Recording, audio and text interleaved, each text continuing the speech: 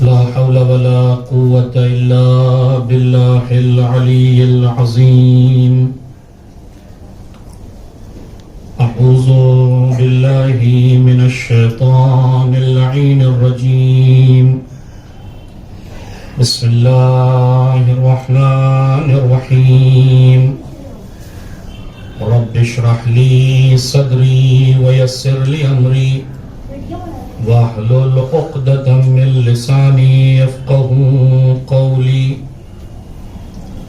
الحمد لله الذي لم يتخذ صاحبة ولا ولدا ولم يكن له شريك في الملك ولم يكن له ولي من الذل وكبره تكبيرا.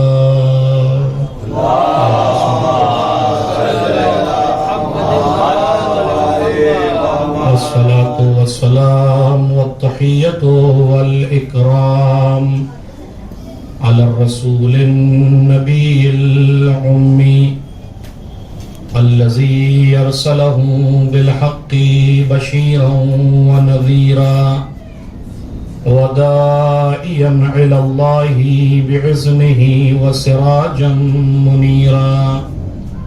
سيدنا ومولانا أبي القاسم محمد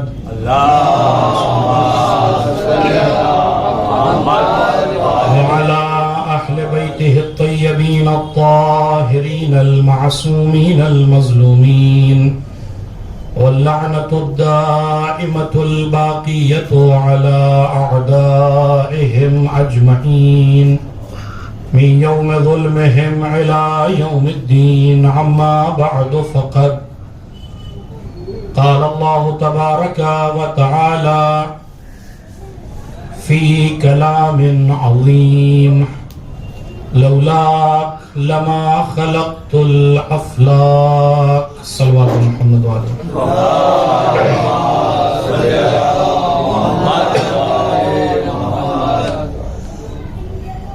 ایام عزائے فاطمیہ سلام اللہ علیہا کا سلسلہ ساری کائنات میں عاشقان بنت رسول اللہ صلی اللہ علیہ وآلہ وسلم مجالس و سوگواری و شہادت صدیقہ کبریٰ سلام اللہ علیہا میں مصروف اور مشغول ہیں، اور ہر انسان اپنے حصے کی خدمت کو بارگاہ سید عالمیان کی خدمت میں پیش کر رہا ہے۔ خطیب اپنی خطابت، سوزخان اپنے اشعار، شعراء اپنے اشعار، سامعین کا فرش عزا پہ آنا، بانیان مجلس کا مجالس فاطمیہ کا انعقاد کرنا، یہ ساری چیزیں ہر انسان اپنے حصے کی انجام دے کر در حقیقت اپنی آخرت کو سنوار رہا ہے۔ اور یہ بات طے ہے کہ آج ہمیں ان مجالس کی شاید اس طریقے سے اہمیت نہیں پتا، لیکن کل جب روز محشر حجابات ہٹا دیے جائیں گے اور ہر چیز کی حقیقت ہمارے سامنے آئے گی، تب ہمیں شاید کف افسوس ملنا پڑے کہ کاش ایک اور مجلس میں شرکت کا موقع ملتا، کاش کچھ دیر اور فرش عزائے فاطمیہ پر بیٹھ کر ان مجالس میں شرکت کر معارف عالم سید عالمیان کو سمجھتے اور دوسروں تک پہنچانے کی کوشش کرتے۔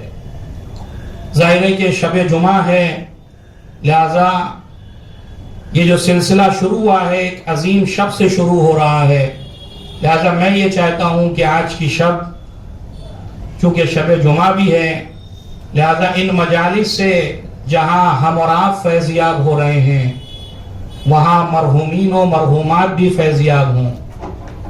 لہذا شب جمعہ ہے، لہذا گزارش ایک مرتبہ سورہ حمد اور 3 مرتبہ سورہ توحید کی تلاوت فرما کر جملہ ارواح مومنین و مومنات اور بالخصوص ام فروہ بنت توقیر حسین اور بقیہ مرحومین خانوادہ کی ارواح کو ایصال فرمائیں.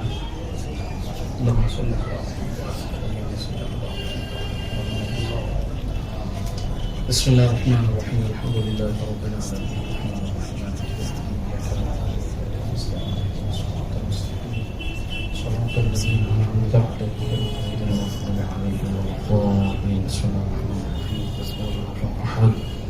اللهم صل لم يلد ولم يولد ولم يكن له كفوا احد. بسم الله الرحمن الرحيم قل هو الله احد الله الصمد لم يلد ولم يولد ولم يكن له كفوا احد. بسم الله الرحمن الرحيم قل هو الله احد الله الصمد لم يلد ولم يولد ولم يكن له كفوا احد. اللهم صل على محمد وعلى محمد اللهم صل على محمد وعلى محمد اللهم صل على محمد وعلى محمد وعجل فرجه. ایک صلوات بھیجا محمد.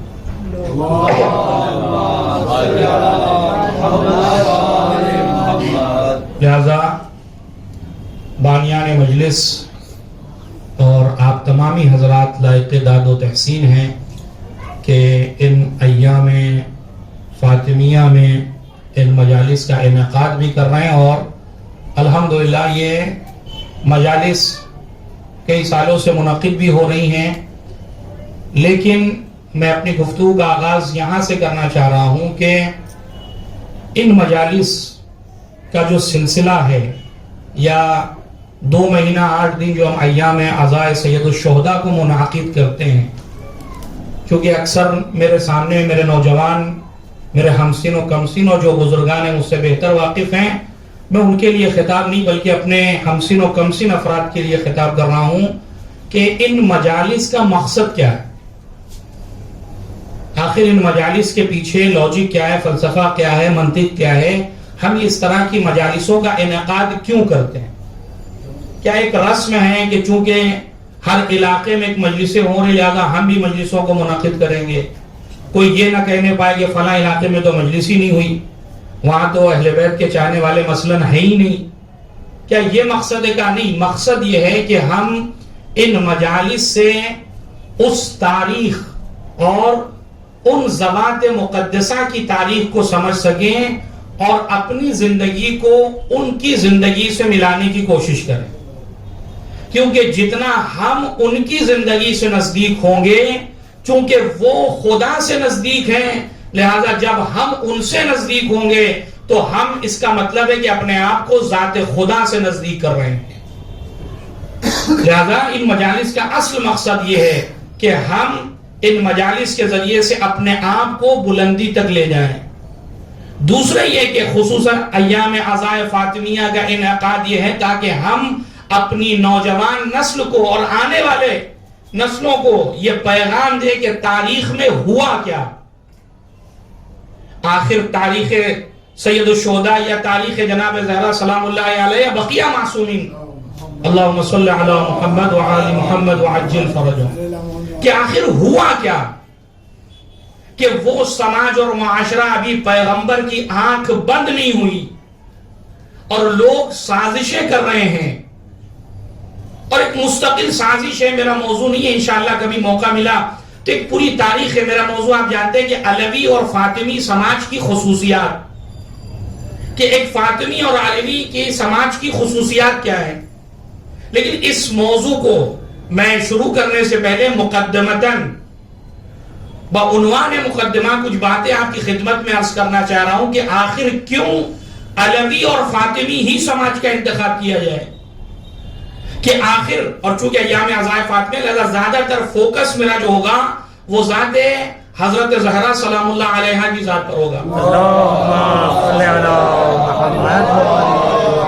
کہ آخر کیوں جناب سیدہ سلام اللہ علیہا کی جو عظمت ہے اسلام میں، پہلے ہم اس عظمت اور اس ضرورت کو درک کریں کہ آخر جناب سیدہ کی عظمت اور ضرورت کیا ہے اسلام میں. اگر اسلام سے جناب سیدہ سلام اللہ علیہا کو حذف کر دیا جائے، نکال دیا جائے، تو اس دین اور اسلام میں باقی کیا رہے گا؟ اور یہ واقعی غور کرنے کا موضوع ہے، چونکہ اکثر نوجوان ہے اور واقعی غور کرنے کا موضوع ہے۔ لہذا اس سماج میں داخل ہونے سے پہلے ہم سمجھیں کہ جناب سیدہ کی عظمت اسلام میں ہے کیا، وہ مقام ہے کیا جناب سیدہ کا، کہ اگر اسلام سے جناب سیدہ کو نکال دیا جائے یا ان کو ہٹا کر تاریخ اسلام کو پڑھنے کی کوشش کی جائے تو وہ کون سے مشکلات اور مصائب ہمارے سامنے ہوں گے، کن مشکلات اور مصائب کو ہمیں فیس کرنا ہوگا، اور وہ اسلام کون سا اسلام ہوگا جس میں جناب سیدہ ہی موجود نہ ہو۔ غور کریں آپ۔ لہذا اب اس ضرورت کے عنوان سے میں اپنی گفتگو کا آغاز یہاں سے کرنا چاہ رہا ہوں کہ اللہ نے انسان کی ہدایت کے لیے کتاب خدا اور اس کے پہلے متعدد کتابیں بھیجی، اور آج ہمارے سامنے قرآن جیسی عظیم کتاب بھی موجود ہے۔ آپ اس کتاب کو اٹھائیے اور کتاب کو اٹھانے کے بعد دیکھیں کہ اس کتاب سے پوچھئے کہ یہ کتاب یہ بتا تو کن لوگوں کی ہدایت کرتی ہے، آخر تجھ سے کون لوگ ہدایت یافتہ ہوں گے، وہ کون سے افراد ہیں جو تجھے پڑھنے کے بعد راہ راست پہ آ سکتے ہیں، تو آخر کس کلاس اور کس اسٹینڈرڈ کی کتاب ہے؟ قرآن کہے گا یہ قرآن ہدی للناس، قرآن آواز دے گا کہ میں لوگوں کے لیے ہدایت ہوں۔ پھر آپ قرآن کو آگے پڑھیں گے تو قرآن دوسری جگہ پہ کہے گا قرآن ہدی و بشری للمسلمین، قرآن مسلمانوں کے لیے بھی ہدایت ہے۔ بس یہیں پر کہا نہیں اور پڑھو، قرآن کے صفحات کو آپ نے پلٹا، قرآن ایک جگہ کہتا ہے ہدی و بشری للمؤمنین، یہ قرآن مومنین کے لیے بھی ہدایت ہے۔ اور آگے پڑھیے، قرآن اگلی جگہ کہتا ہے ہدی للمتقین، یہ قرآن متقین کے لیے بھی ہدایت ہے۔ عجیب، ایک کتاب، لیکن اس نے جب لوگوں کی اصناف اور قسموں کو بانٹا تو کہا کہ لوگوں کے لیے بھی ہدایت ہے، مسلمین کے لیے بھی ہدایت ہے، مومنین کے لیے بھی ہدایت ہے، متقین کے لیے بھی ہدایت ہے۔ غور کر رہے ہیں آپ؟ اس کا مطلب یہ ہے کہ یہ ایک ایسی کتاب ہے، اگر میں آج کے زمانے میں اس کو ڈھال کر بات کروں تو یہ ایک ایسی کتاب ہے جو ہر کلاس میں پڑھائی جا سکتی ہے، یعنی پہلی کلاس سے لے کر ڈاکٹریٹ تک اس کتاب کے اندر یہ صلاحیت ہے کہ جو بندہ جس مزاج اور جس حیثیت اور جس شانیت یا جس ظرفیت کا ہوگا وہ اپنی ظرفیت اور حیثیت کو لے کر اس قرآن کے سامنے زانو ادب طے کرے گا تو قرآن اس کو اس کی شانیت اور ظرفیت کے مطابق ہدایت دے گی۔ غور کر رہے ہیں آپ؟ یعنی ہمیں یہ طے کرنا ہے کہ ہم ہیں کس اسٹینڈرڈ کے، ہم عام لوگوں میں سے ہیں، مسلمانوں میں سے ہیں، مومنین میں سے ہیں، یا متقین میں سے ہیں۔ یعنی قرآن نے تو کیٹیگری بنا دی کہ صاحب یہ چاروں لوگ صنف کے لیے قرآن ہدایت ہے، اگر لوگ آئیں تو وہ بھی ہدایت یافتہ ہیں، حاصل کر سکتے ہیں۔ مسلمان قرآن پڑھے تو مسلمان بھی قرآن سے ہدایت حاصل کر سکتا ہے، مومنین قرآن کو پڑھیں تو وہ بھی قرآن سے ہدایت حاصل کر سکتے ہیں، متقین قرآن کو پڑھیں تو وہ بھی قرآن سے ہدایت حاصل کر سکتے ہیں۔ اس کا مطلب قرآن کے اندر یہ صلاحیت ہے کہ ان سب کی وہ ہدایت کر سکتا ہے۔ لیکن سوال یہ ہے کہ یہ قرآن جو ہدایت کرتا ہے وہ آپ کی حیثیت کو دیکھ کر قرآن ہدایت کرے گا۔ اب میں اور آسان کروں آپ کے لیے بات کو، مثلا قرآن کی سب سے مشہور آیت کون سی ہے؟ کہ بسم اللہ الرحمن الرحیم، اس سے زیادہ تو مشہور کوئی نہیں کہ سب کو پتا ہے۔ جس نے قرآن نہیں پڑھا وہ بھی جانتا ہے کہ بسم اللہ الرحمن الرحیم قرآن کی ایک آیت ہے، ٹھیک ہے؟ اب ان چار الفاظوں پہ مشتمل اللہ، اسم، رحمان، رحیم، ان چار الفاظوں کو اللہ نے ایسا ڈھالا کہ یہ بسم اللہ الرحمن الرحیم کی صورت میں آ گیا۔ اب آپ بتائیے کہ عام انسان اس بسم اللہ سے کچھ سیکھنا چاہے تو کیا سیکھے گا؟ بہت زیادہ کہے گا بسم اللہ الرحمن الرحیم، یعنی اللہ کے نام سے جو بڑا رحمان و رحیم ہے، ٹھیک ہے؟ وہ اپنی حیثیت اپنے علم کے مطابق قرآن کو یہیں تک سمجھا۔ لیکن ایک عالم ایک صلوات بھیجو محمد والے. جب ایک عالم اس نے بسم اللہ کو دیکھا، اس نے اپنے حساب سے کم وہ 1-1.5 گھنٹہ اس بسم اللہ ہی پہ تقریر کر سکتا ہے، لیکن اس سے زیادہ ایک مرجع وقت کو آپ کہیے کہ بسم اللہ الرحمن الرحیم پہ بولے. توجہ کیجئے گا، میں آپ کے ذہن کو کہاں لے جانا چاہ رہا ہوں کہ ایک مرجع وقت اگر اس پر گفتگو کرنا چاہے تو کئی درس درکار ہے، کئی دن درکار ہے کہ وہ اس بسم اللہ کی تفسیر کو بیان کرتا رہے.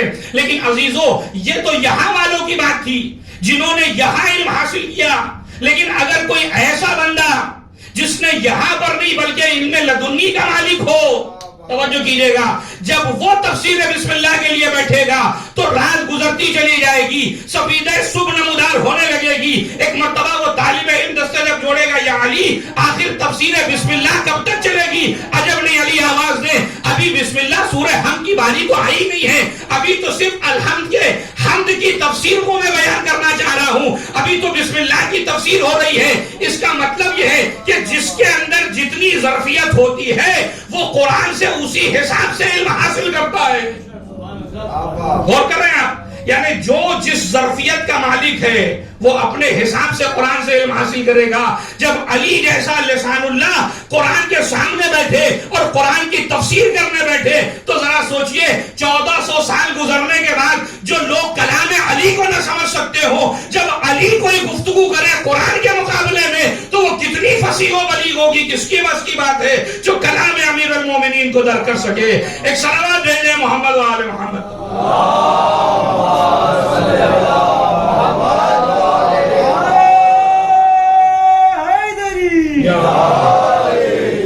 غور کر رہے ہیں، ایک عام انسان جب گفتگو کرتا ہے، ایک خطیب اگر گفتگو کر کے جائے تو ہمارے ذہنوں میں 4-5 چیزیں رہ جاتی ہیں. بس وہ اپنی ساری محنت لگا دے لیکن پھر بھی 4-5 چیزیں ذہن میں رہتی، اس کے بعد ساری چیزیں باہر.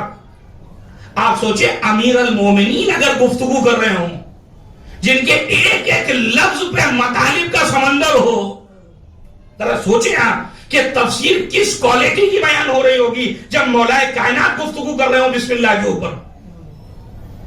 اور صرف میں سمجھتا ہوں انسان نہیں، جب لسان اللہ گفتگو کر رہی ہے تو صرف انسان نہیں بلکہ اجنہ اور فرشتے بھی دستادب جوڑ کے کھڑے ہوں گے کہ آج امیر المومنین گفتگو کر رہے، چلو چل کر سنا جائے کہ آخر کون سی گفتگو ہو رہی ہے.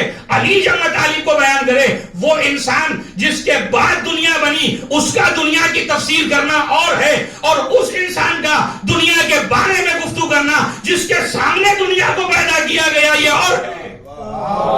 جب علی گفتگو کر رہے ہو تو پھر علی کے آگے کون ہے جو علی کے آگے گفتگو کر سکے؟ علی امیر المومنین گفتگو کر رہے ہیں، ایک عجیب تفسیر بیان ہوگی. اور جب علی، میں نے بار بار کہا کہ چونکہ ہر انسان اپنی ظرفیت کے حساب سے، لہذا علی نے آواز دی کہ تم تو ابھی یہیں تک پہنچے ہو. اور دیکھیں میں اپنی گفتگو سے نہ بٹکوں، اصل مسئلہ یہ ہے، اس کا مطلب اللہ نے ہدایت کے لیے قرآن کو رکھا. اب ذرا اس انسان کے بارے میں آپ سوچئے کہ وہ انسان کتنا بدبخت ہوگا جو قرآن جیسی عظیم کتاب کے ملنے کے باوجود یہ کہے کہ اس میں سے کچھ چیزوں کو نکال دیا جائے. توجہ کیجئے گا، جو یہ کہے کہ اس میں سے کچھ چیزوں کو نکال دیا جائے. اور اعجاز قرآن دیکھیں کہ کچھ ہی دن گزرنے کے بعد جو قرآن کی آیتوں کو نکالنا چاہ رہا تھا وہ خود اسلام سے نکل گیا. آپ دیکھیں کہ عجیب حیرت ہے. ایک صلوات بھیجے محمد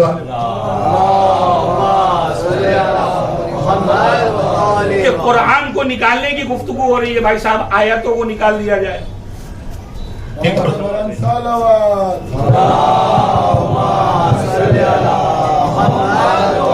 قرآن ان سب کے لیے ہدایت ہے، لہذا ہر انسان اپنے حساب سے قرآن کی اہمیت اور وقت اور اس کی شانیت کو سمجھ رہا ہے.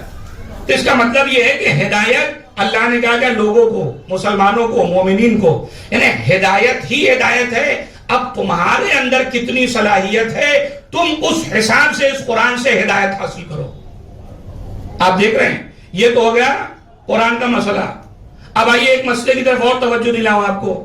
دیکھیں میرا موضوع ہے ضرورت حضرت فاطمہ، لیکن میں اس ہدایت سے لے کر اس لیے چل رہا ہوں چونکہ ہدایت ایک ایسی چیز ہے جس کا انتظام اللہ نے اس وقت کیا کہ جب دنیا میں کوئی ہدایت لینے والا نہیں تھا، غور کیجئے گا، جناب آدم کو اس وقت بھیجا جب دنیا میں کوئی ہدایت لینے والا نہیں، اور جب یہ دنیا ختم ہونے لگے گی تب بھی ایک حادث دنیا میں ہوگا، تاکہ اس درمیان کوئی یہ نہ کہہ سکے پروردگار ہمیں تو کوئی ہادی ملا ہی نہیں، ہمیں تو کوئی بتانے والا ملا ہی نہیں، کوئی ہدایت اور ہادی تھا ہی نہیں، آخر ہم ہدایت حاصل کریں تو کیسے حاصل کریں؟ لہذا پروردگار عالم نے کہا بشریت کی ابتدا میں بھی ہادی ہوگا، بشریت کی انتہا میں بھی ہادی ہوگا، تاکہ کوئی یہ نہ کہہ سکے کہ کوئی ہدایت دینے والا نہیں ہے۔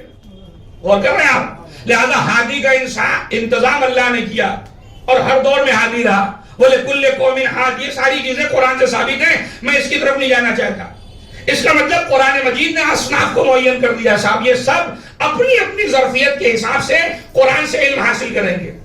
اب آئیے ایک حدیث جو بڑی مسلم حدیث، صحیح السند حدیث، طرفین علماء اہل سنت اور علماء اہل تشیع سارے اس پر اتفاق رکھتے ہیں، اور آپ کو بھی یاد ہے کون سی حدیث؟ فرمایا انی تارک فیکم الثقلین، پیغمبر کی مشہور و معروف حدیث کہ میں تمہارے درمیان دو گراں قدر چیزیں چھوڑ کر جا رہا ہوں، ایک قرآن اور ایک اہل بیت۔ اب اس میں بہت سی باتیں ہیں، میں ان سب باتوں کا نچوڑ آپ کی خدمت میں پیش کروں کہ قرآن اور اہل بیت کی مثال ایسی ہے کہ دونوں کے لیے جو اکثر خطبہ اور ذاکرین بھی آپ سنتے رہتے ہیں کہ قرآن در حقیقت اہل بیت کی سیرت کا نام ہے، جو کتبی سیرت ہے، لکھی ہوئی سیرت ہے، اور اسی لکھی ہوئی سیرت کو اگر جسم میں ڈال دیا جائے تو اہل بیت کی شکل اختیار کر لیتی ہے۔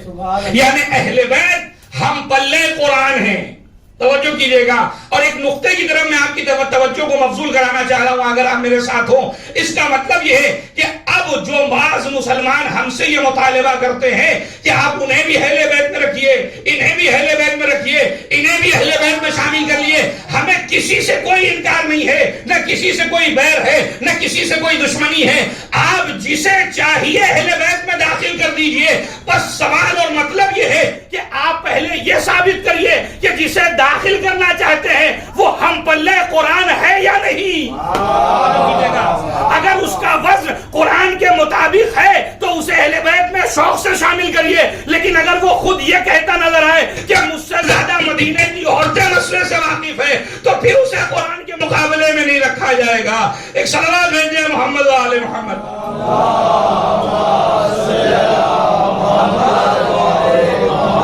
آپ جسے چاہے اہل بیت میں شامل کر لیں، ہمیں کون سی مشکل ہے؟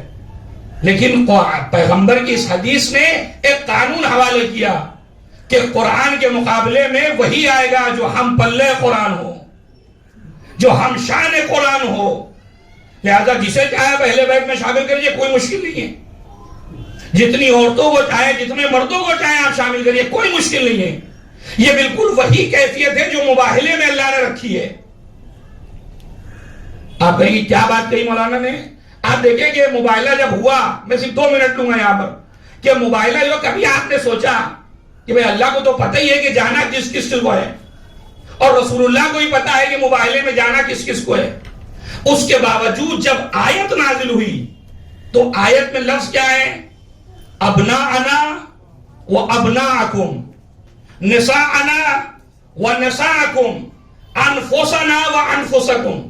سارے صیغے جو ہیں وہ پلورل ہیں، جمع کی صورت میں ہیں، جبکہ ابنا کی جگہ پر عربی کی شانیت یہ ہے کہ عربی میں جمع کا صیغہ وہیں پہ استعمال ہوتا ہے جہاں 3 یا 3 سے زیادہ لوگ ہوں، ورنہ ایک کے لیے ایک صیغہ الگ ہے، واحد۔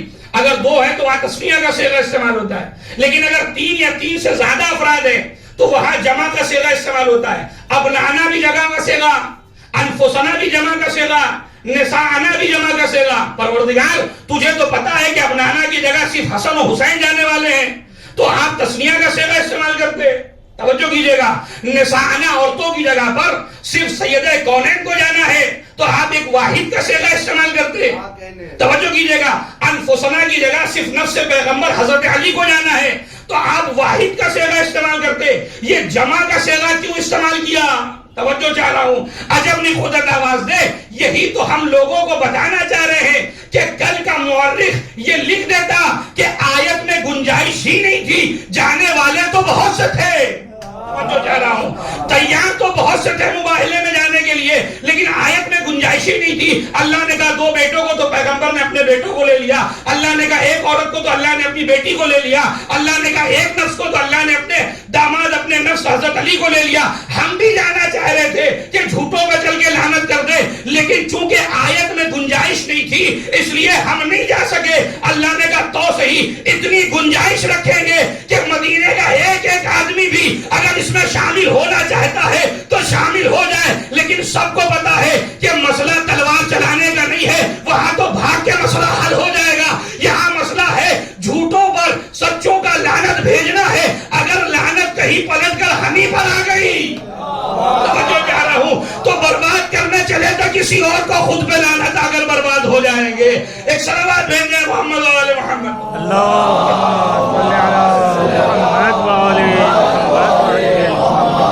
لہذا اللہ نے اتنی گنجائش رکھی آیت میں کہ جس کا دل چاہے آئے، کوئی یہ نہ کہے کہ صاحب ہم کو تو موقع ہی نہیں ملا، نہیں، پورا موقع ہے۔ جس کو صادقین میں شامل ہونا آئیے، شرط یہ ہے کہ جھوٹوں پر سچے آ کر لعنت کریں گے۔ پر تمہیں سچا ہونا ہے، واقعاً اگر سچے ہو تو آؤ میدان میں۔ آپ سوچے واقعاً تاریخ کی خیانت دیکھیں آپ، جس بیوی کی صداقت پر مباہلے کی آیات گواہ ہیں، جس بیوی کی صداقت پر قرآن قصیدہ پڑھ رہا ہے، اسے مسجد میں کھڑے ہو کر گواہی لانی پڑ رہی ہے اور اپنی صداقت کو ثابت کرنا پڑ رہا ہے۔ آپ دیکھ رہے تاریخ کتنی بدل گئی، اور یہ ایسے نہیں بدلی۔ میرے نوجوان یہاں تشریف فرمائے، میں ان کو دعوت فکر دینا ہوں کہ جا کر سوچیں کہ ہوا کیا تاریخ میں، کہ اتنا جلدی اور اتنا فوراً پیغمبر کے بعد یہ انقلاب کیا ہوا؟ اچانک کسی نے پنکھا چلا دیا، جادو ہو گیا؟ ہوا کیا آخر؟ کیا یہ دن 1-2 دن کی سازشیں تھیں، یا یہ سازش کئی سالوں سے چل رہی تھی؟ لوگ انتظار میں تھے کہ پیغمبر کی آنکھ بند ہو اور جو منصوبہ ہم نے بنایا اسے عملی جامہ پہنایا جائے۔ یہ خود اپنے آپ میں ایک مستقل موضوع ہے کہ آخر ہوا کیا تاریخ میں۔ ورنہ آپ سوچیں اب یہ بات آ گئی تو یہ بات بھی میں عرض کے بغیر یہاں سے ہٹوں گا نہیں۔ وہ یہ کہ آپ دیکھیں کہ جب سقیفہ بنی ساعدہ میں لوگ جمع ہوئے خلافت کے مسئلے پر اور دلائل پیش کیے جانے لگے، مہاجرین اپنی دلیلیں دے رہے ہیں، انصار اپنی دلیلیں دے رہے ہیں، اور انصار کا جو سب سے بڑا نمائندہ تھا وہ کون؟ سعد ابن عبادہ، نام یاد رکھیے گا، سعد ابن عبادہ بیمار تھا، اٹھنے کی طاقت نہیں تھی، لیکن جیسے ہی پتا چلا کہ خلافت کے بارے میں لوگ جمع ہوئے ہیں تو اپنے آپ کو جسے کہا جائے آج اسٹرکچر پہ لٹا کے لوگوں سے کہا چلو لے چلو مجھے، خلافت کا مسئلہ اور میں پیچھے رہ جاؤں۔ اور اس سعد ابن عبادہ کا قبیلہ خزرج سے سب سے بڑا قبیلہ تھا مدینے میں۔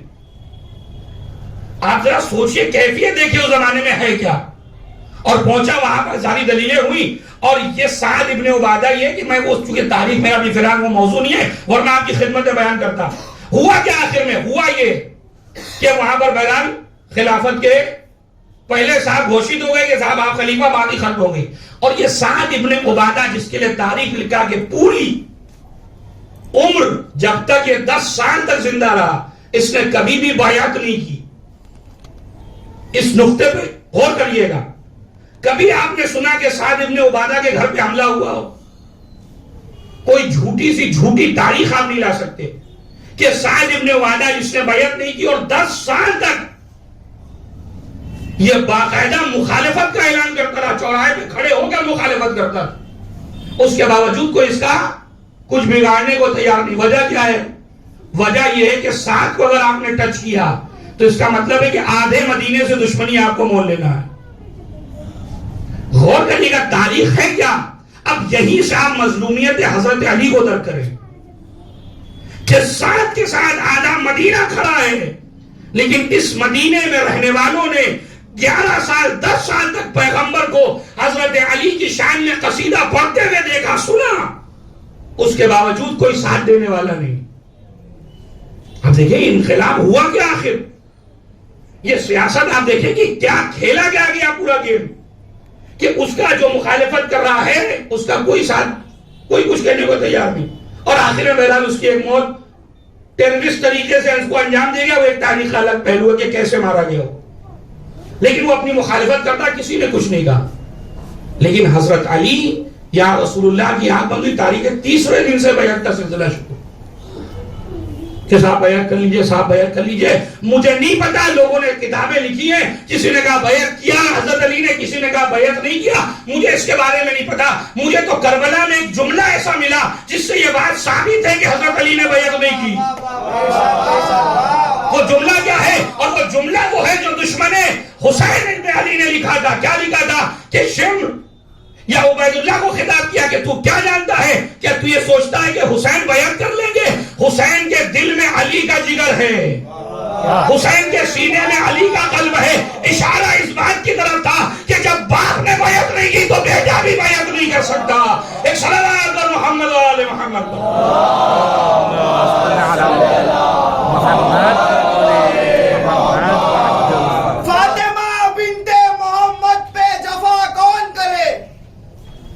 دل محمد کا دکھانے کی خطا کون کرے؟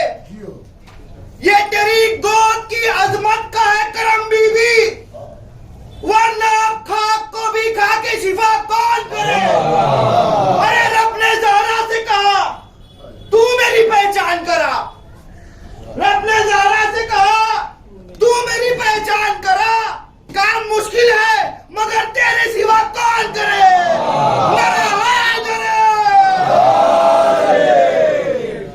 غور کر رہے ہیں آپ تاریخ میں کیا ستم ڈھایا گیا حضرت علی پر، ہم اور آپ سوچ نہیں سکتے. خدا کی قسم.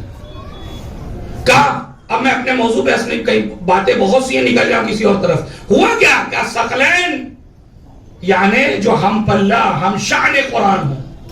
اب بات یہاں تک آ گئی. اب آئیے جو میں موضوع آپ کی خدمت میں بیان کرتا ہوں، اس کا مقدمہ کیا تھا کہ ہدایت کی ذمہ داری اللہ نے اپنے ذمہ لی اور ساری اصناف کو آپ کی خدمت میں نے پیش کیا، اہل بیت کو رکھا ہدایت کے لیے. اب مسئلہ یہ ہے کہ جو حدیث ہے، حدیث قدسی کا جو جملہ میں نے آپ کی خدمت میں عرض کیا، دیکھیے حدیث قدسی اور ہے، قرآن کی آیت اور ہے. دونوں کلام خدا ہیں. حدیث قدسی بھی یعنی کلام خدا اور قرآن کی آیات بھی کلام خدا. لیکن دونوں کے بہت سے فرق ہیں. میں ایک فرق کو ذکر ہوں تاکہ نوجوانوں کے ذہن میں رہے. حدیث قدسی اگر کہیں پہ لکھی ہو تو آپ بغیر وضو اسے چھو سکتے ہیں، بشرطے کہ اس میں اللہ کا نام کہیں نہ ہو. لیکن قرآن کی آیتوں کو آپ بغیر وضو نہیں چھو سکتے. ایک بنیادی فرق ہے آیات میں اور احادیث قدسیہ میں. ہے دونوں کلام خدا، لیکن احادیث قدسیہ کو قرآن میں جگہ نہیں دی گئی. اور یہ اعجاز ہے پیغمبر کا کہ جس نے سنا لسان اللہ، جس نے اللہ سے دونوں چیزوں کو لیا، لیکن پوری صداقت کے ساتھ پبلک تک یہ بات پہنچائی کہ یہ آیات الہیہ ہیں، اس کا تعلق قرآن سے ہے، اس کا تعلق قرآن سے نہیں ہے. ٹھیک ہے، یہاں تک بات سمجھ میں آئی. اب حدیث قدسی کیا ہے؟ کَلَّوْلَاكَ لَمَا خَلَقْتُ الْأَفْلَاقَ. پیغمبر اگر آپ نہ ہوتے تو میں افلاق کو پیدا نہ کرتا، میں اس پوری کائنات کو پیدا نہ کرتا. بھئی اس کے سمجھنے میں تو کوئی مشکل نہیں کہ ظاہر سی بات ہے کہ یہ ساری دنیا پیغمبر کے لیے پیدا ہوئی، پیغمبر کے طفیل اور پیغمبر کے صدقے میں پیدا ہوئی. لیکن مسئلہ اس کے بعد کے جملے کا ہے. فرمایا وَلَوْلَا عَلِي لَمَا خَلَقْتُكَ، اور اگر علی نہ ہوتے تو میں آپ کو پیدا نہ کرتا. عجیب، اگر علی نہ ہوتے تو میں آپ کو پیدا نہ کرتا. اب اس سے عجیب تر سنیے آپ، وَلَوْلَا فَاطِمَةَ لَمَا خَلَقْتُكُمَا، اگر فاطمہ نہ ہوتی تو تم دونوں کو پیدا نہ کرتا. عجیب واقعہ نہیں پڑتا، سننے کے بعد آدمی ہل جائے کہ ہوا کیا، کہ کیا جناب سیدہ حضرت علی اور رسول اللہ سے افضل ہیں. اسی بنیاد پر بعض لوگ اس حدیث کے مطلب کو صحیح طریقے سے درک نہیں کر سکے تو انہوں نے اس کا انکار کر دیا، کہا نہیں یہ حدیث صحیح نہیں ہے. یہ حدیث قدسی کے فقرے جو ہے وہ بات سمجھ میں نہیں آتی کہ جناب سیدہ مولا کائنات سے افضل ہو گئی، جناب سیدہ رسول اللہ سے افضل ہو گئی، یہ تو ممکن ہی نہیں ہے. دیکھیں فقہ الحدیث ایک بہت سخت مرحلہ ہے. حدیثوں کا پڑھ لینا بہت آسان ہے، لکھی ہوئی ہے اردو ترجمہ، آپ پڑھ لیجئے، کوئی مشکل نہیں، لیکن حدیثوں کو سمجھنا کہ کس زاویے سے پیغمبر نے یا معصومین نے گفتگو کی ہے، یہ بڑا سخت مرحلہ ہے۔ اب میں آپ کو سناؤں، پیغمبر کی بڑی مشہور حدیث ہے الجار سمت دار، اور جناب فاطمہ سے بھی یہ حدیث نقل ہے کہ الجار سمت دار، سنا ہوگا آپ نے، الجار سمت دار کیا مطلب؟ پہلے پڑوسی یا پہلے گھر والا؟ الجار یعنی پڑوسی، سمت دار یعنی گھر والا، دونوں حدیثیں ہیں، لیکن ایک پیغمبر سے کسی اور زاویے سے آئی ہے اور ایک جناب سیدہ سے کسی اور زاویے سے آئی ہے۔ اگر ہمیں پتا نہ ہو تو ہم تو مشکل میں پڑ جائیں کہ ہوا کیا۔ جناب سیدہ سے جس حیثیت سے آئی ہے کہ جب بیٹے نے دیکھا کہ ماں نے پڑوسیوں کے حق میں دعائیں کرنے لگی، ٹھیک ہے، دوسروں کے لیے دعا کر رہی ہیں، تو بیٹے نے پوچھا کہ والدہ آپ ہمیشہ دوسروں کے لیے دعا کرتی ہیں، تو آپ نے کیا فرمایا؟ الجار سمت دار، پڑوسی کا حق یہ ہے کہ پہلے اس کے حق میں دعا کی جائے، اس کے بعد اپنے لیے دعا کی جائے۔ یہ جناب سیدہ کے جو جملے حدیث کے وہ ہیں، لیکن رسول اللہ کے ساتھ یہی جملے نقل ہیں۔ وہ کب؟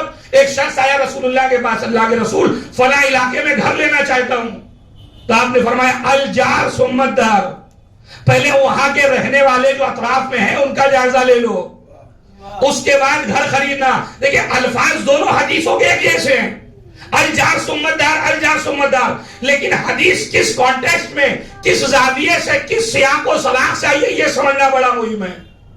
یعنی حدیث ہو یا قرآن کی آیات ہو، انہیں اس حوالے سے ہمیں چیک کرنا ہوگا کہ یہ حدیث آئی ہے کس کانٹیکسٹ میں، کس سیاق و سباق میں آئی ہے۔ اگر ہم اس سیاق و سباق کو نہ سمجھ سکے تو ترجمہ تو بڑا آسان ہوگا، لیکن سمجھ نہ پائیں گے کہ ہوا کیا۔ اور وسیم ملون کے ساتھ ہوا یہی ہے کہ ایک تو سازش کا شکار بھی ہے، دوسرا وہ سمجھ ہی نہیں پا رہا ہے کہ اس آیت کا تعلق اپنے ماں باپ سے یا ماں قبل سے ہے، کہ اسے پتہ ہی نہیں کہ اس کا تعلق ہے کہاں سے، اس آیت کا تعلق کہاں سے، تو صاحب وہ تو سازش کا شکار تو ہے ہی ہے۔ ایک صلوات بھیجیں محمد والے محمد۔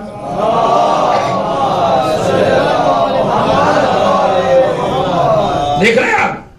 اور اس کے بعد اب ان جیسے لوگوں کو دیکھنے کے بعد تو واقعی آپ کو احساس ہو گیا کہ دشمن کتنا اپنا کام کرنے میں مصروف ہے، وہ پورا اپنا کام کر رہا ہے۔ باقاعدہ اس نے اسکرپٹ تیار کر کے صاحب کو دے دیا کہ آپ آئیے، آپ تو اس پورے کھیل کے ہیرو آپ ہی ہیں، لہذا ان کو صاحب کو لے کے آ گیا، اور یہ پورا بھائی نے ماجرا ایسا کیا کہ خود آخر میں اسلام چھوڑنا پڑ گیا۔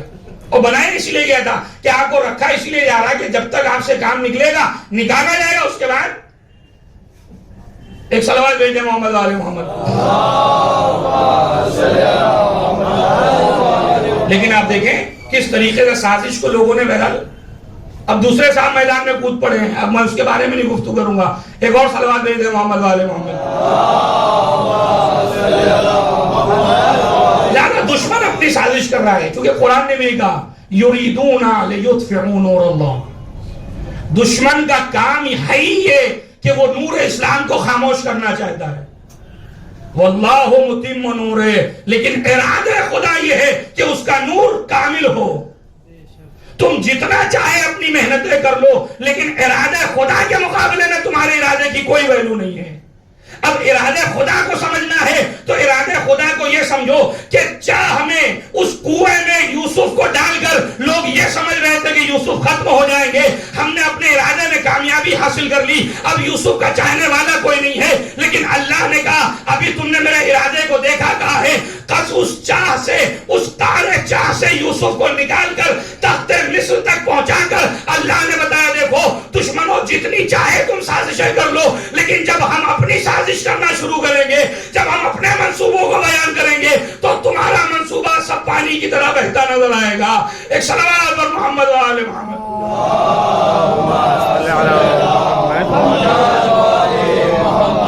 دیکھ رہے ہیں وَلَوْلَا فَاطِمَةَ لَمَا خَلَقْتُكُمَا، اگر فاطمہ نہ ہوتی تو تم دونوں کو پیدا نہ کرتا۔ اب یہ حدیث ان مشکل احادیث میں سے ہے جس کو سمجھنا اور سمجھانا بڑا مشکل ہے، لیکن چونکہ میرے سامنے نوجوان ہے بڑی آسانی سے بات کو میں انشاءاللہ آپ تک منتقل کر دوں گا۔ ایک صلوات بھیجیں محمد و آل محمد۔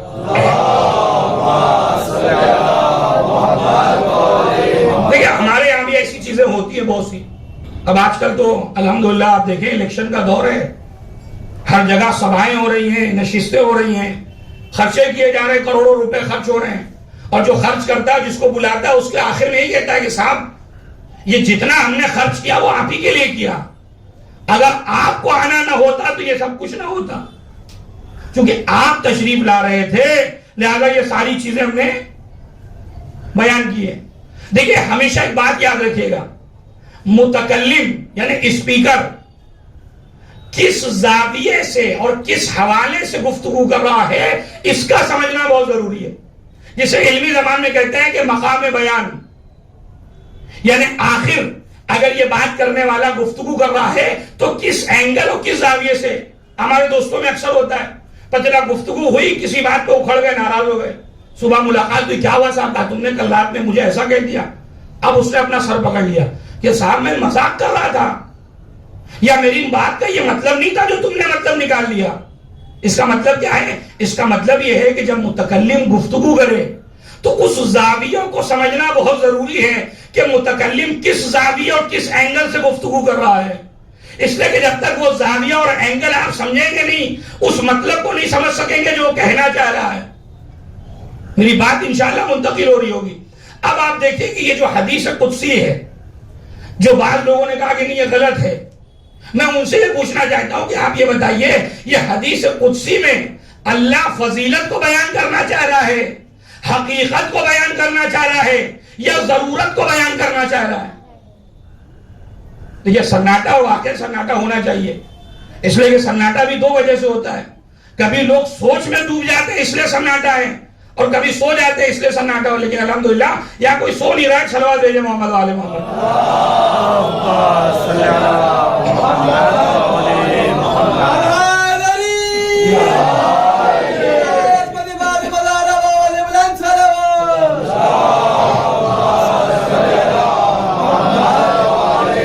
لہذا متکلم کس اینگل سے بات کر رہا ہے، کس زاویے سے گفتگو کر رہا ہے، اسے سمجھنا بہت مہم ہے۔ لہذا یہ بتائیے یہ جو حدیث قدسی کا فکرہ ہے کہ لولاک لما خلقت الافلاق، پیغمبر اگر آپ نہ ہوتے تو اس کائنات کو پیدا نہ کرتا، تو یہ کائنات کا پیدا ہونا کیا رسول اللہ کے لیے فضیلت ہے؟ میں اور مثالیں دوں تاکہ آپ کا ذہن اور قریب ہو۔ حضرت علی کا کعبے میں پیدا ہونا یہ کعبہ کے لیے فضیلت ہے یا حضرت علی کے لیے فضیلت ہے؟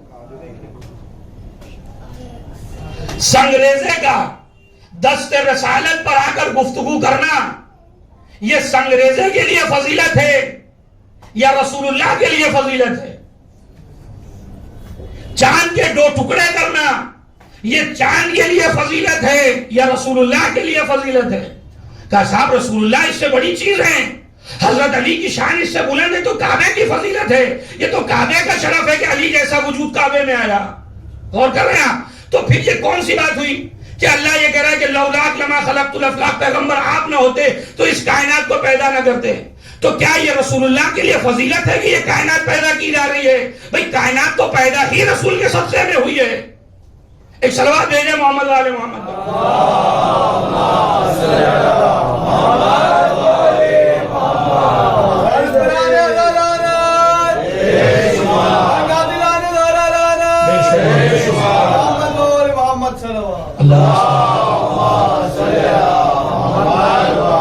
دیکھیں میں آپ کے اذہان کو وہاں تک لے آیا کہ کیوں؟ تاکہ آپ سمجھیں کہ رسول اللہ کے لیے اس کائنات میں آنا فضیلت ہے یا اس کائنات کے فضیلت ہے رسول اللہ کا آنا؟ واقعا کائنات کے لیے فضیلت ہے، اس لیے کہ رسول جیسی مخلوق، نوری مخلوق اس عرش الہی کو چھوڑ کر لباد انسانیت کو اوڑھ کر زمین پہ آ گئے، اس سے بڑا شرف کیا ہوگا اس انسانیت کے لیے؟ تو پھر اس حدیث میں مطلب کیا نکلا؟ کیا رسول اللہ کی فضیلت کو بیان کیا جا رہا ہے؟ جو بعض لوگ سمجھے کہ رسول اللہ کی فضیلت کو بیان کیا جا رہا ہے۔ اب آئیے میں آپ کو ایک مثال دوں تاکہ بات ایک دم آپ کے ذہن میں اتر جائے۔ صلوات بھیجے محمد وآل محمد۔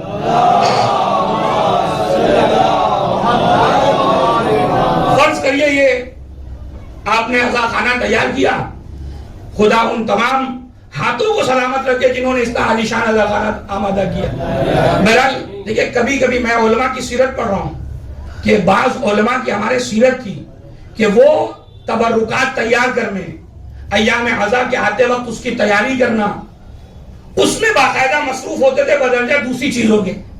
اور جب کوئی پوچھتا تھا کہ آپ ان سب چیزوں میں مصروف ہیں، کہ تمہیں نہیں پتا کہ ان تبرکات کو اپنی جگہ پہ رکھنا، یہ فرش عزا بچھانا، ان ساری چیزوں کا انتظام کرنا، یعنی اہتمام عزا کرنا، اس کا جو ثواب ہے شاید تمہیں اس کا علم ہی نہیں ہے.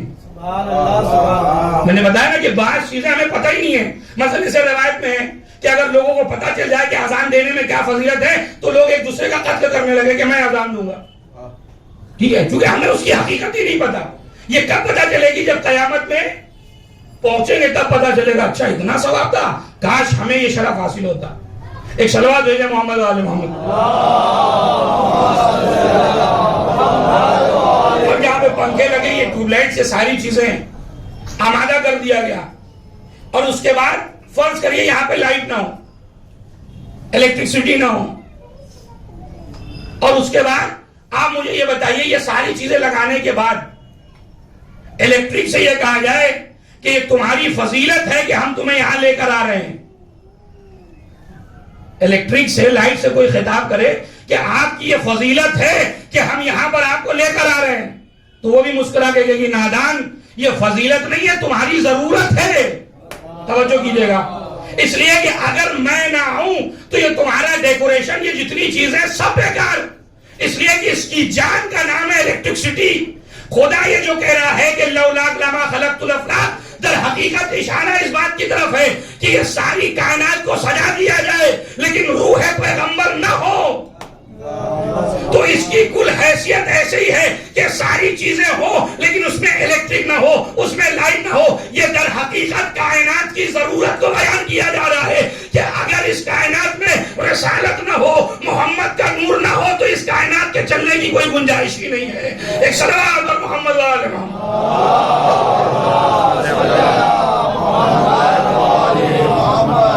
غور کر رہے ہیں آپ؟ اس کا مطلب یہ ہے کہ حدیث فضیلت کو نہیں بلکہ ضرورت کو بیان کر رہی ہے کہ پیغمبر اگر آپ کا نور مبارک نہ ہوتا تو ہم اس کائنات کو خلق نہ کرتے. اور یہ کائنات اپنی تمام خوبصورتیوں کے باوجود، اپنی تمام رعنائیوں کے باوجود، اپنی تمام صفات حسنہ کے باوجود، جب تک آپ کا نور مبارک نہ ہوگا یہ کائنات ایک لمحے کے لیے بھی حرکت نہیں کر سکتی.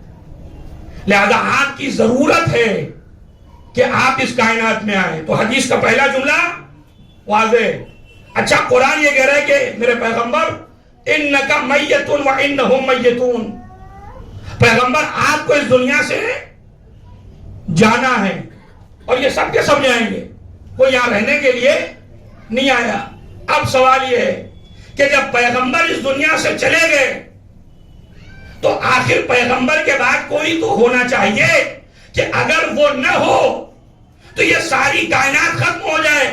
یا لفظوں کو بدل کے کہوں کہ اگر لائٹ چلی جائے تو کوئی ایسی چیز ہو جو ان ساری چیزوں کو جنریٹ کر لے. توجہ چاہ رہا ہوں، کوئی ایسی چیز ہو جو ان ساری چیزوں کو جنریٹ کر لے. یعنی پنکھے کا چلنا اپنی جگہ پہ باقی رہے، یہ ٹیوب لائٹ اپنی روشنی دیتا رہے، فریج اپنی ٹھنڈک کو آپ کو دیتی رہے، جو گرم چیزیں وہ گرم چیزیں آپ کو دیتی رہے. یعنی کائنات کا ذرہ ذرہ اپنی جگہ پر اسی کیفیت کے ساتھ باقی رہ جائے. اور پیغمبر کے بعد کوئی ذات ہونی چاہیے کہ پیغمبر کی کمی کا احساس نہ ہونے دے. توجہ کیجئے گا، میں کائنات کی ضرورت کی طرف اشارہ کر رہا ہوں. اب آپ سمجھے جب پیغمبر کا اور اس دنیا سے جانا ہوا تو کیوں قدیر کا منبر سجایا گیا، کیوں یہ کہا گیا من کنت مولا و فہذا علی المولا، تاکہ دنیا کو بتایا جائے کہ جب رسول چلے جائیں گے تو پیغمبر کے بعد ذات علی ہے جو پیغمبر کی جگہ پر آ کر ساری چیزوں کو جنریٹ کرے گی. نماز کی آبرو کو باقی رکھیں گے علی، سجدے کی آبرو کو باقی رکھیں گے علی. پیغمبر چلے گئے تو کیا ہوا، لیکن علی ہے جو اپنے وجود سے ساری کائنات کو باقی رکھیں گے. اب حدیث کا دوسرا فقہ سمجھے، وَلَوْلَا عَلِيٌّ لَمَا خَلَقْتُ، اگر علی نہ ہوتے تو آپ کو پیدا نہ کرتا. ایک صلوات پر محمد و آل محمد. صلی علی محمد و آل محمد. حیدری صلوات بھیجیں۔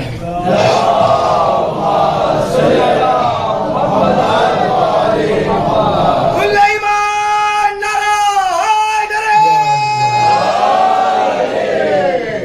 اور کیا ہم نے؟ لہذا حدیث کا فقرہ کیا ہے؟ وَلَوْلَا عَلِيٌّ لَمَا خَلَقْتُ، اس لیے کہ اگر علی نہ ہوتے تو پھر آپ کا آنا بیکار ہو جاتا۔ کوئی تو ہو آپ کے بعد کہ جو اس شان رسالت کو باقی رکھے۔ یہی وجہ ہے کہ 25 سال گزرنے کے بعد جب حضرت علی کے پیچھے نماز ادا ہوئی تو کہنے والے کو برداشت نہ ہوا، کہہ دیا کہ وسیع رسول آج ویسی نماز پڑھی جیسی زمانہ رسالت میں پڑھا کرتے تھے۔ اور اس کے بعد جو بڑا مشہور جملہ آپ سنتے رہتے ہیں، یا علی ما زینت کل خلافہ بل زینتہا، اے علی خلافت نے آپ کو زینت نہیں دی ہے بلکہ یہ آپ کا وجود مبارک ہے جس نے خلافت کو زینت بخشی ہے۔ اس لیے کہ رسول اللہ کے بعد آپ کی ذات والا وہ ہے جس نے ساری چیزوں کی آبرو اور عزت کو باقی رکھا۔ لہذا فرمایا وَلَوْلَا عَلِي لَمَا خَلَقْتُ، اگر علی نہ ہوتے تو اللہ کے رسول آپ کو بھی پیدا نہ کیا جاتا۔ اب مسئلہ یہ ہے کہ یہ ہدایت کا سلسلہ قیامت تک جانا ہے۔ یہ ہدایت کی بات میں نے شروع کی تھی، یہ ہدایت کا کاروان اسے ہمیں قیامت تک لے جانا ہے۔ اور مشکل یہ ہے کہ علی تنہا اس دنیا کی بدولت، چونکہ علت و معلول کی دنیا ہے، لہذا علی نسل کو اپنی اکیلے آگے بڑھا نہیں سکتے۔ توجہ کیجئے گا، علی اپنی نسل کو اکیلے قیامت تک لے جا نہیں سکتے، لہذا ایک ایسی ذات کی ضرورت ہے کہ جو ہم پلے علی ہو، جو ہم شان علی ہو، جو علی کی برابری میں ہو، جو علی کے مقابلے میں اور علی کی شانیت رکھتی ہو۔ لہذا حدیث کا فقرہ آیا کہ وَلَوْلَا فَاطِمَةَ لَمَا خَلَقْتُكُمَا، اگر فاطمہ نہ ہوتی تو میں تم دونوں کو پیدا نہ کرتا۔ یعنی فاطمہ ہے جس نے اپنی آبرو، جس نے اپنی عزت کو اس سانچے میں ڈھالا جہاں ذات علی کی عزت و آبرو تھی، لہذا ان دونوں نے مل کر اس نسل کو پروان چڑھایا جو قیامت تک باقی رہنے والی تھی۔ لہذا فرمایا وَلَوْلَا فَاطِمَةَ لَمَا خَلَقْتُكُمَا، اگر فاطمہ نہ ہوتی تو تم دونوں کو پیدا نہ کرتے۔ اب حدیث کا مطلب سمجھے آپ، کائنات کی ضرورت کا نام ہے فاطمہ۔ اگر فاطمہ نہ ہوتی تو نہ علی کے آنے کا کوئی فائدہ ہوتا، نہ رسول کی رسالت کا کوئی فائدہ ہوتا۔ یہ ذات فاطمہ ہے جس نے امامت کو بھی بچایا ہے، رسالت کو بھی بچایا ہے۔ ایک صلوات پر محمد و آل محمد۔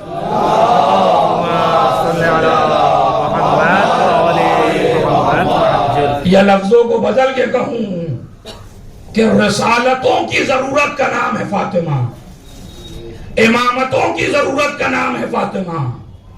اور عزیزو، اس بس آخری بات اور آپ کی رحمت تمام کہ آپ ذرا سوچیں، میں تاریخ کے جس مرحلے پر آپ کو لے جا کر بس وہی ضربت مسائب کہ آپ سوچیں رسول اللہ اس دنیا سے چلے گئے اور امت کا حال یہ ہے کہ حضرت علی سے روگردانی۔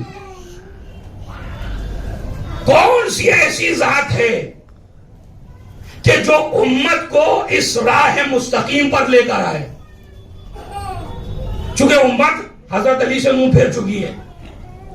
اگر علی اپنے لیے لڑیں، اپنے لیے گفتگو کریں، تو جیسا کہ مولا نے خود شکوہ کیا کہ اگر میں گفتگو کروں تو لوگ یہ کہیں گے کہ علی کو خلافت کی لالچ ہے، اور اگر خاموش بیٹھ جاؤں تو لوگ کہیں گے علی بزدل ہے معاذ اللہ۔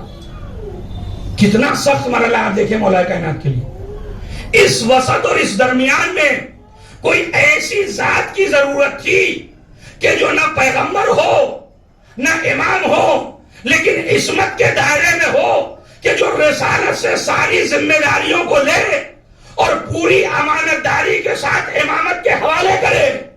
توجہ چاہ رہا ہوں، اس درمیان میں جو وقفہ ہے، ایک ایسی ذات کی ضرورت ہے جو پیغمبر سے ساری امانتوں کو لے اور ان امانتوں کو پوری امانت داری کے ساتھ حضرت علی تک پہنچائے۔ عزیزوں، بس اسی درمیان میں جو ذات ہے اس ذات کا نام ذات فاطمہ ہے، جس نے رسالت کی ساری ذمہ داریوں کو اٹھایا اور سارے مصائب و آلام کو برداشت کر کر ذات علی کے حوالے کر کر اپنے امام کا اعلان کر کر کہ رسول اللہ کے بعد اگر کوئی امام ہے تو وہ امام علی ہے۔ پبلک کو، اس دور کے لوگوں کو صراط مستقیم پر لا کے بتایا کہ میں اس دنیا میں رہوں یا نہ رہوں، لیکن تاریخ لکھے گی کہ رسول کی بیٹی کا امام کون تھا۔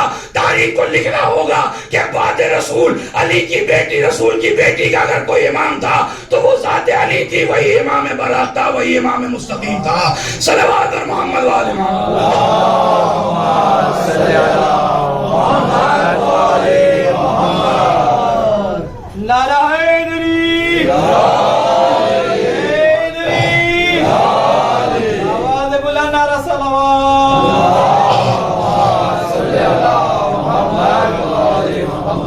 غور کیا آپ نے؟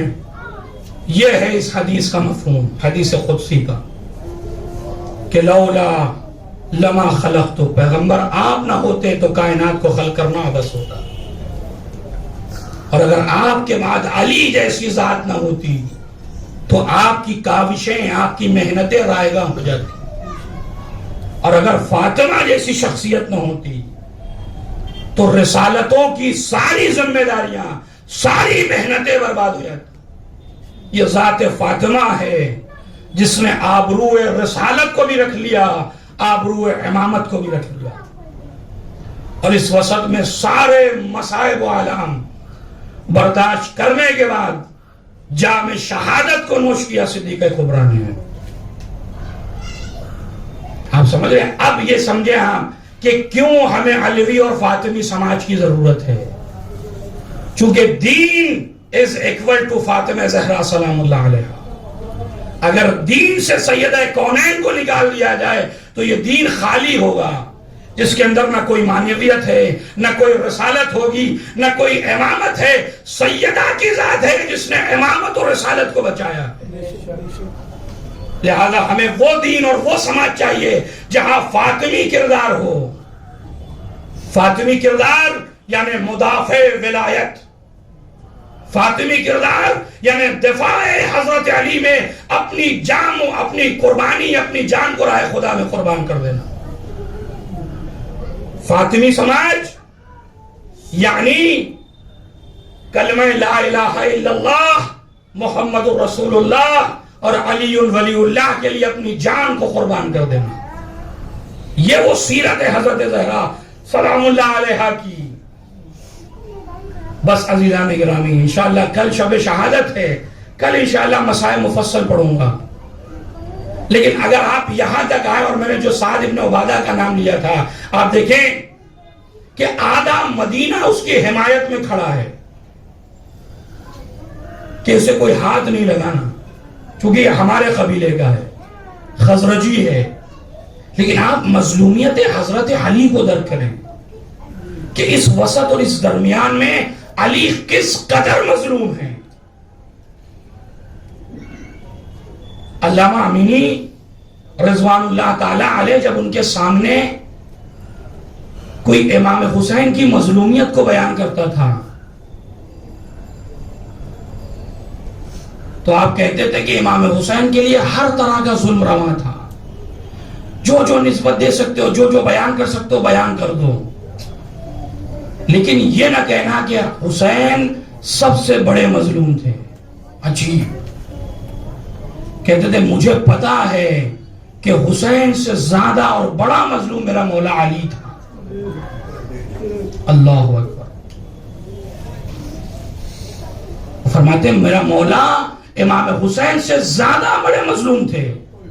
اس کی وجہ کہ امام حسین کی غیرت جب تک زندہ تھے کسی میں یہ ہمت نہیں تھی کہ خیمے کی طرف آنکھ اٹھا کر دیکھے، اور جب آخر میں زخموں سے چور ہو کر زمین کربلا پہ گرے ہیں اور کسی نے آ کے کہا کہ ابھی میں پتہ لگاتا ہوں حسین کے اندر جان باقی ہے یا باقی نہیں ہے، اور اس نے آ کے اتنا کہا تھا کہ اپنے گھوڑوں کا رخ خیموں کی طرف موڑو، تو ایک مرتبہ میرا مولا حسین اپنی ساری طاقتوں کو جمع کر کر مولا نے آواز دی، عرب کے لوگوں ارے تمہاری حمیت کو کیا ہو گیا ہے، ابھی حسین زندہ ہے، ابھی خیمے کی طرف رخ نہ کرنا۔ عزیز علامہ امینی کہتے ہیں حسین نے کم سے کم اپنی ناموس کا دفاع تو کر لیا، لیکن ذرا علی کی مظلومیت کو احساس کرو کہ گھر کے اندر علی بیٹھے ہیں، لیکن ظالمین نے صدیقہ کبریٰ کے ساتھ کیسا ظلم کیا۔ اجرکم اللہ، اللہ رے مظلومی علی، اللہ رے صبر علی، اللہ رے برداشت علی. خدا کی قسم کتنے بڑے مظلوم ہیں.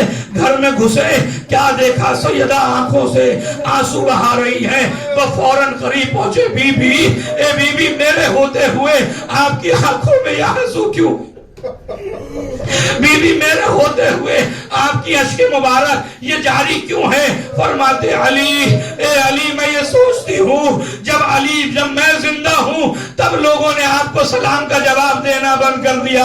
اے علی، جب میں دنیا سے چلی جاؤں گی علی آپ کی کیا کیفیت ہوگی؟ اے علی، آپ کے اوپر کون سے ظلم ہوں گے جو میرے وہاں ڈھالے جائیں گے؟ علی کہتے بی بی صبر کریے، بی بی میں بھی صبر کروں گا، بی بی آپ بھی صبر کریے. اجرکم اللہ، اللہ رے مظلومی علی. آپ سوچیں ذرا، اسلام کی حفاظت میں کیا کسی ماں نے وہ بچہ جنا تھا جو علی کے گلے میں رسمان ظلم ڈال کر کھینچتا صرف دین اسلام کی حفاظت کے لیے؟ علی ان سارے مظالم کو علی برداشت کر رہے ہیں. اسی لیے اللہ آمین کہتے ہیں کہ کائنات میں سب سے بڑا مظلوم علی مرتضیٰ ہے جس نے اتنے بڑے ظلم کو برداشت کیا.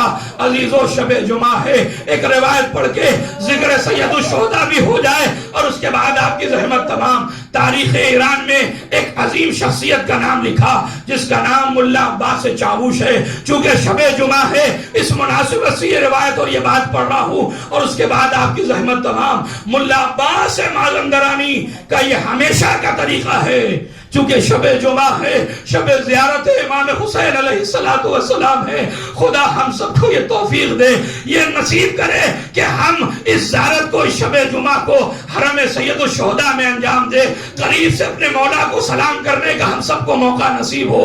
ملا عباس کہتے ہیں کہ میرا یہ دستور تھا کہ ہر سال میں زائرین کو اپنے ساتھ زیارت کربلا سے مشرف کرتا تھا. ایک سال ایسا آیا کہ میرے ساتھ کچھ مشکلات تھے، میں لوگوں کو زیارت پہ نہیں لے جا سکا. اس علاقے کے نوجوان جمع ہوئے.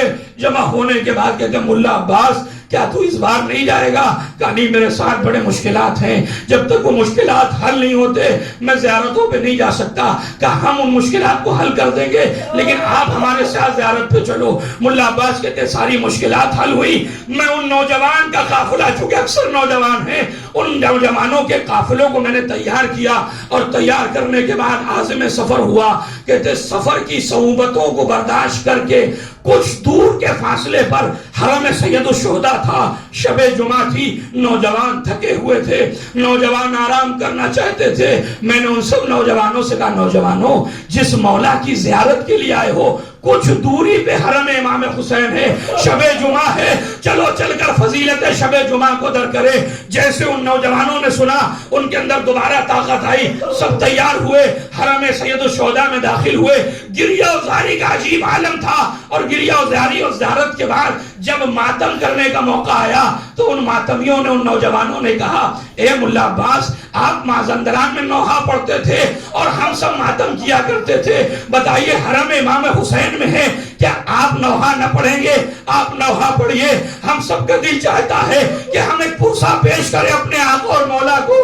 ملا عباس کہتے ہیں میرا کوئی ارادہ نہیں تھا لیکن میں نے یہ نیت کی کہ میں بیاض کو کھولوں گا، جس کے حال کا نوحہ ہوگا بس وہ نوحہ پڑھ کے ختم و مجلس. ایک مرتبہ ملا عباس کہتے میں نے بیاض کو کھولا، حسین کے کڑیل جوان کا نوحہ سامنے، میں نے اس نوحے کو پڑھنا شروع کیا. گریہ و زاری کا عجیب سما تھا. نوجوانوں نے خوب ماتم کیا. ہم ماتم کر کے مولا کی بارگاہ سے خدا حافظ ہو کر اپنے اپنے محل استراحت پر آئے. میں سناٹا تھا، سو رہا تھا. ایک مرتبہ خواب میں کیا دیکھا، کسی نے ڈک الباب کیا، ملا عباس، ملا عباس دروازہ کھولو. ایک مرتبہ نیند سے بیدار ہوا، میں نے دروازے کو کھولا، کیا دیکھا، ایک عظیم شخصیت سامنے کھڑی ہوئے. کہا آپ ملا عباس ہے؟ کہا ہاں میں ملا عباس ہوں. کہا آمادہ ہو جائیے، خوش آمدید کہیے. کہا ہوا کیا؟ کہا میرا آقا اور مولا حسین تم سب کی زیارت کے لیے آنا چاہتا ہے. پر ملا عباس کہتے ہیں جیسے میں نے حسین کا نام سنا میرے پورے بدن میں راشا، ارے میرا مولا آ رہا ہے، ارے میں خود ان کی زیارت کے لیے جاؤں گا، میرے مولا کو وہیں پہ روکو۔ کہا نہیں نہیں، حسین فاطمہ کا لال آپ لوگوں سے ملنا چاہتا ہے۔ کہا میں نے سب کو بیدار کیا، عرض ادب کر کے سب بڑی احترام سے بیٹھ گئے کہ میرا مولا تشریف لانے والے ہیں۔ تھوڑی دیر گزری تھی کہ ایک نورانی چہرہ، ایک عظیم چہرہ جس کی زیارت کا ہمیں شرف حاصل ہوا، وہ گھر میں داخل ہوئے، ہم سب تعظیم کے لیے کھڑے ہوئے، میرے مولا میرے پاس بیٹھے، میں زانو ادب طے کر سر کو جھکا کر آنکھوں میں اشک روا ہے، نور فاطمہ کی زیارت ہو رہی۔ اور اس کے بعد میں نے میرے مولا نے مجھ سے کہا ملا عباس جانتے ہو کہ جو ہماری زیارت کے لیے آتا ہے میں 3 کام کے لیے تیرے پاس آیا ہوں۔ کہا مولا کون سے 3 کام؟ کہا پہلا کام تو یہ ہے کہ یہ حسین یہ فاطمہ کے لال کا طریقہ ہے کہ جو اس کی زیارت کے لیے آتا ہے حسین بھی اس کی زیارت کے لیے جاتا ہے، لہٰذا میں تمہاری زیارت کے لیے آیا ہوں۔ کہا مولا کہاں آپ کا وجود، کہاں ہم نجیس انسان، آپ نے ہم کو شرف بخشا۔ اس کے بعد کہتے ہیں ملا عباس جس مازندران میں تمہارا عزا خانہ ہے اور جو تم نوجوان مل کر وہاں ماتمداری کرتے ہو، اس ماتمداری میں ایک بوڑھا انسان بھی ہے جو تم عزاداروں کی چپلوں کو صحیح کرتا ہے، جوتیوں کو صحیح کرتا ہے۔ مازندران جب پلٹ کے جانا تو ملا عباس حسین کا سلام اسے کہنا، اللہ اکبر۔ حسین اپنے سے ادنا سے غلام کو بھی اس کے بھی عمل کو فراموش نہیں کرتے کہ اس نے میرے عزادار کی جوتیوں کو صحیح کیا، اس کو بھی سلام بھجوایا۔ اور اس کے بعد قیامت ہو گئی۔ کہتے ملا عباس اب جب بھی شب جمعہ ہماری زیارت کے لیے آنا، علی اکبر کے حال کا نوحہ نہ پڑنا۔ کہ مولا ہوا کیا؟ کہ تجھے نہیں پتا شب جمعہ میری ماں فاطمہ میری مہمان ہوتی ہے، جب سے تو نے علی اکبر کا نوحہ پڑھا ہے میری ماں فاطمہ بے ہوش ہے، رشک کے عالم میں۔ اے ملا عباس اب علی اکبر کے نوحہ نہ پڑھنا، اس لیے کہ جب سے تو نے نوحہ پڑھا ہے میری ماں کی ریاضاری کر رہی ہے۔ ذرا سوچئے جب نوحہ پڑھا تو یہ حال ہے، جس حسین نے علی اکبر کی قربانی کو دیکھا ہوگا اس کی کیفیت کیا رہی ہوگی۔ اسی لیے تو حسین نے کہا تھا الگ دنیا بعد کلفا، میرے لال علی اکبر زندگانی ہے دنیا میں تیرے بعد خاک ہے، تو نے داغ مفارقت دے دی، حسین کو تنہا چھوڑ کر نانا رسول خدا کے پاس چلے۔